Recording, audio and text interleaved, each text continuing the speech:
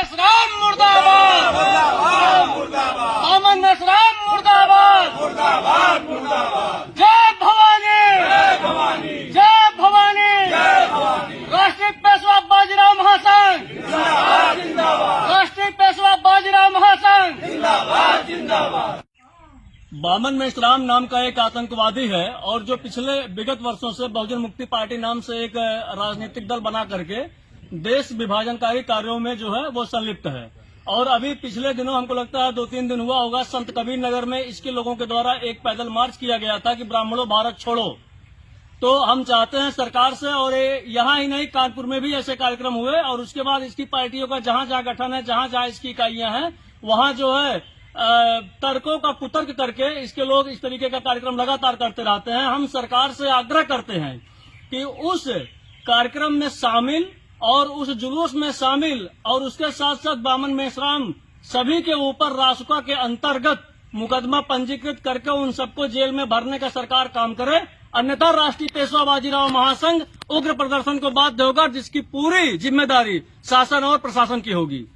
राष्ट्रीय पेशवा बाजीराव महासंघ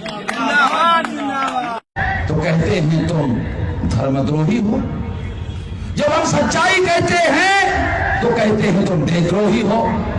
तुम लोगों से हमें सर्टिफिकेट की जरूरत नहीं है, तुम यहाँ के रहने वाले नहीं हो, तुम भारत के रहने वाले नहीं हो, तुम विदेशी हो, विदेशी होकर भारत में आकर कब्जा किया हुआ हो, अब तुम सर्टिफिकेट बांटने का काम कर रहे हो। तुम्हारे सर्टिफिकेट पर मैं पेशाब करता हूं। इन लोगों ने बाबा साहब आम्बेडकर को भी देशद्रोही कहा था। जो भी ईमानदारी से काम करता है अपने समाज की, उनको ये लोग देशद्रोही का सर्टिफिकेट बांटते हैं।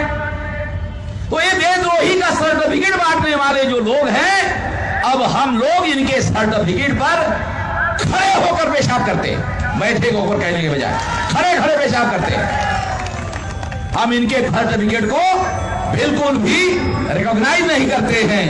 तो इस तरह से साथियों, मैं ये बात इसलिए बता रहा हूं क्योंकि उनको ये मालूम होना चाहिए कि उन लोगों के पास सर्टिफिकेट बांटने का जो धंधा उन्होंने खोल रखा है, उस धंधे को हम नहीं मानते।